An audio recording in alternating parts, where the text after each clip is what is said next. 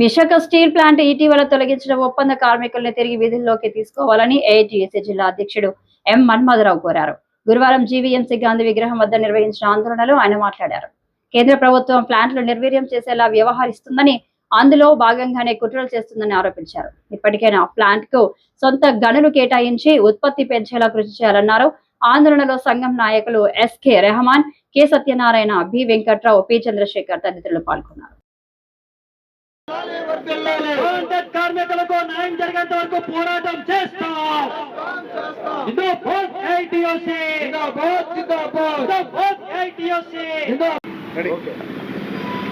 నా పేరు రెహమాన్ అండి, ఏఐటీసీ జిల్లా ఉపాధ్యక్షులు.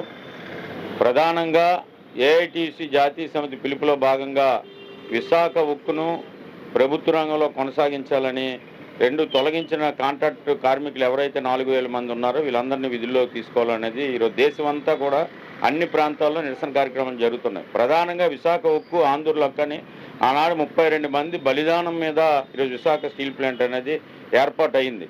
మరి ఆ ఏర్పాటు అయిన తర్వాత అక్కడ ఆ చుట్టుపక్కల ఉన్న రైతులు ఎవరైతే ఉన్నారో చాలా తక్కువ రేటుకే 64 గ్రామాలు 26,000 ఎకరాల భూమి అనేది ఇచ్చారు.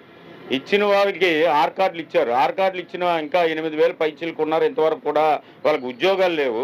ఉద్యోగాలు ఇవ్వకుండా విశాఖ ఉక్కుని ప్రభుత్వ రంగం నుంచి ప్రైవేట్ వారికి ఇచ్చేయడానికి ఈరోజు కేంద్రం ప్రభుత్వం అనేది చాలా కుట్రలు పన్నుతుంది. ప్రధానంగా కాంట్రాక్ట్ వర్కర్లు 4,000 మందిని ఈరోజు తొలగించారు.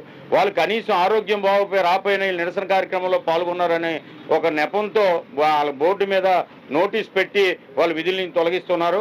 వీళ్ళు ఎలాగైనా మానేయాలని కూడా జీతాలు కూడా ఒక టైంకి అనేది 3 నెలలు 4 నెలలు అయినా కూడా ఈరోజు జీతాలు అనేది ఇవ్వట్లేదు.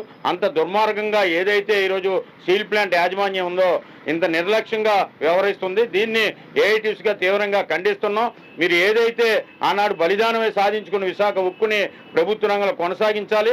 మరి ఇతర స్టీల్ ప్లాంట్లు ఉన్నాయి, వాటికి గనులు ఇస్తున్నారు.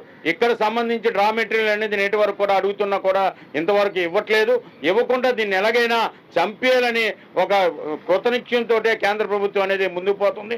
కూటమి ప్రభుత్వం ఆనాడు విశాఖ ఉక్కు కరోనాలోనే పెద్ద ఎత్తున కరోనా వచ్చి ఎంతమంది అరచేతులు ప్రాణాలు పెట్టుకొని బిక్కుబిక్కుమంటూ చనిపోయిన 2001 నుంచి నేటి వరకు కూడా 4 సంవత్సరాల పైచులకు అయ్యి నిరసన కార్యక్రమం జరుగుతున్నా నేటి వరకు కేంద్ర ప్రభుత్వం దీని మీద ఎటువైపు కూడా మాట్లాడలేదు. రెండోది కూటమి ప్రభుత్వం కూడా ఈరోజు చంద్రబాబు నాయుడు కానీ మరి అక్కడ ఉన్న గాజువాకలో అత్యధిక మెజార్టీతో ప్రజలనేది ఓట్లు వేయించి గెలిపించిన పల్లా శ్రీనివాసరావు కూడా ఈరోజు దాని మీద ఎటువంటి మాట మంత అనేది మాట్లాడుకుంటూ ఉన్నారు.